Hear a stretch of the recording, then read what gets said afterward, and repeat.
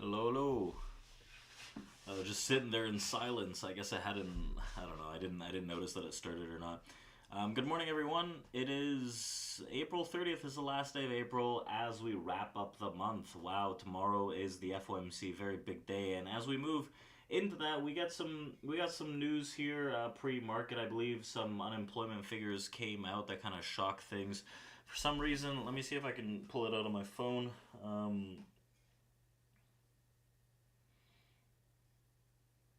Let me see here. Some of the unemployment figures that came out, U.S. unemployment costs came out 1.2%. Forecast was 1%, and the previous was 0.9, so those are increasing. So as those costs increase, and we have NFP this week and jobless claims this week, I believe, that helped this market dump fairly significantly. Now, was this the only cause? Right? Was this the reasoning as to why this happened? Not necessarily, and I'll talk a bit more about that when we break down the analysis of this market and a lot of the sell pressure that's been trying to come in over the last few days, and why I've been looking for some longs constantly on these dip buys. So some of that news came out. It shook the markets up, but was it preemptive? Did we have a good idea of that transpiring? Yeah, pretty much.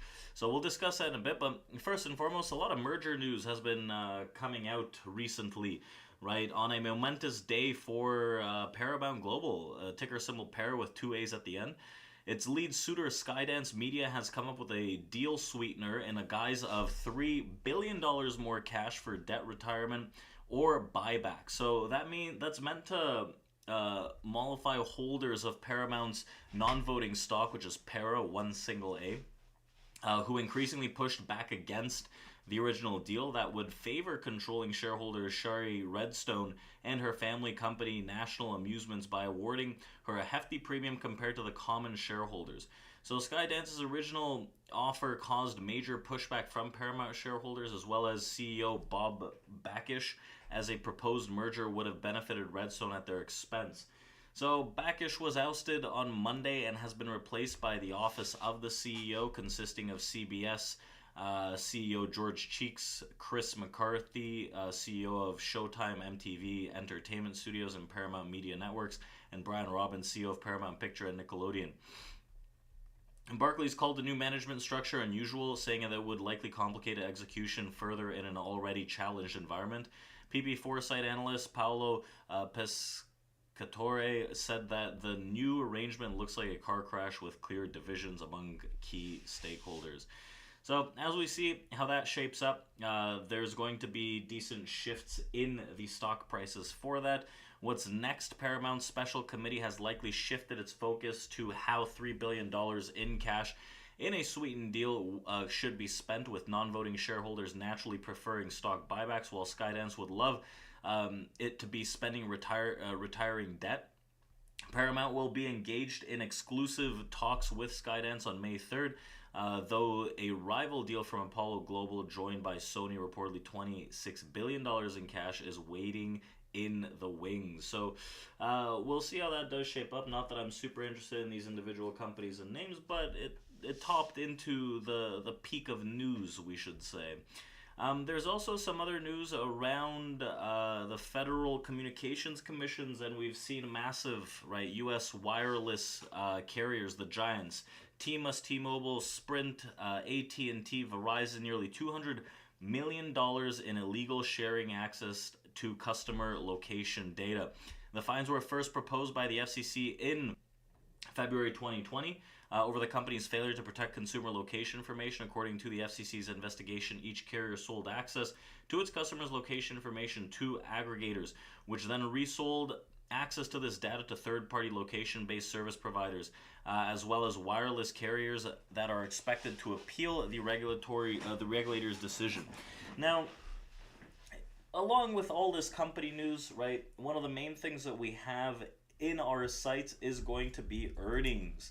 The earnings period is still far from over. Realistically, we're coming face to face with some pretty big earnings that come out today after the bell. We have Amazon and we have AMD alike. So Amazon, realistically, It's gapping up slightly here. It's moving up over the past few days, unlike Microsoft, which has put some downside pressure after that earnings push. So you can see Amazon today gapping a slight bit higher. It's got earnings after the bell, which there are some rumors that Amazon is going to come out with a dividend like its recent counterparts. AMD is also gapping up slightly pre-market here as it has earnings today after the bell as well. These are going to be very pivotal, especially AMD, one of the main first semis that's going to report to give us an idea of how that might move. Um, and realistically, as we watch this, Amazon and AMD earnings, if they do fairly well, the market's going to persist with more upside movement. However, one of the things that I've noticed is that these earnings are not well held onto. Microsoft gaps up off its earnings, gets pulled down on the day, gets pulled down yesterday. It's gapping lower right now. You can see Google did something of the sort as well. So even with these strong earnings, there's no real follow through on these. So that's starting to give me the notion and the sentiment that this could be a period where a lot of these get absorbed and we fill those gaps fairly easily and there's a little pull down in earnings. One of the main things that I saw and noticed throughout these last few sessions as well that concerned me about the overall buy side was that we on the S&P 500 we're running into a distribution higher. Okay, great, which puts some upside pressure in the market. However, we got several days of just failed action into these highs, right? They rebid and then they pull it lower. They rebid, they pull it lower. They rebid, they pull it lower.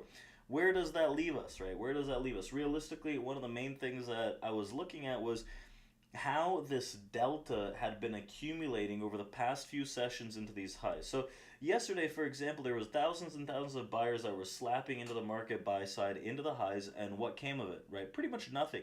What happened was they allowed for the reoffer to come in, right? Passive selling into these highs, turned this ship around fairly aggressively, and the same thing continued tonight, right? Or well, tonight I guess for the U.S. traders, but in the European session, you get a lower high, you get an accumulation of an immense amount of buying into the high, and what comes of it, right? Absolutely nothing comes of it. We get this massive reoffer against some news that shouldn't necessarily pull markets this much lower realistically. And we come down to one of the final resting spots where prior buyers came in into that 20 area, a lot of volume heavily in there, traders getting trapped in rebids to try and push this thing back up. So on the S&P 500, one of the main things to watch for today is to see if we can actually continue the acceptance higher, because we're seeing a lot of signs right now that are telling us that this upside is in danger and we need to make a move above that 51.55 ASAP. Otherwise, these buyers get blown apart and we're going to start accepting into distributions lower. So I'm only bullish if we can rebid above the 51.35 today. Otherwise, we start flipping structure and things get very rocky. NASDAQ and big tech is a lot weaker in general, which looks very, very bad for that continuation of the upside in these equities. So I'm going to be very nimble with that. We've had multiple days in a row of attempted upside buying, and it's not necessarily amounting to too much, right? They're not allowing for the reaction to sustain for that continuation on the buy side momentum. So it's something of big concern here, right? If you're a buyer, if you're trying to stick out to the longs, you got to be very, very understanding that there is no follow through on it. So if that can't happen today, what happens is we move into the FOMC tomorrow, a day of volatility, an event of volatility, which things can get shaken up very easily. And as a buyer, you don't want to be entering that kind of event on a rocky buy, right? You want to see some solidified buy side come in, which is just not the case right now. So with that being said, let's open up our live trading room this morning, see what kind of info we get. Yesterday was pretty solid. We got some buys off of that high 30 for a decent amount of pointage, and then into the end of the day we bought that 20 to rally all the way back up into 51. So today, let's see. Can we rebid into that 35, 36, or is this going to be kind of a kerfuffle, the reversal of the market price as there's weakness in tech all around us? So let's keep that in mind. I don't want to be blindly to one side or the other, right? I tried it to see if we can get that continuation at the beginning of the week, which was yesterday and on Friday. But I'm getting information right now that's telling me you gotta slow it down and you gotta get more information that suggests that the buy side is actually going to hold this price. So keeping that in mind, let us open up our live trading room. I'll see you guys in there, and we'll do this again tomorrow. We'll talk about the Fed, blah blah blah. So thank you all. Take care. Have a great day.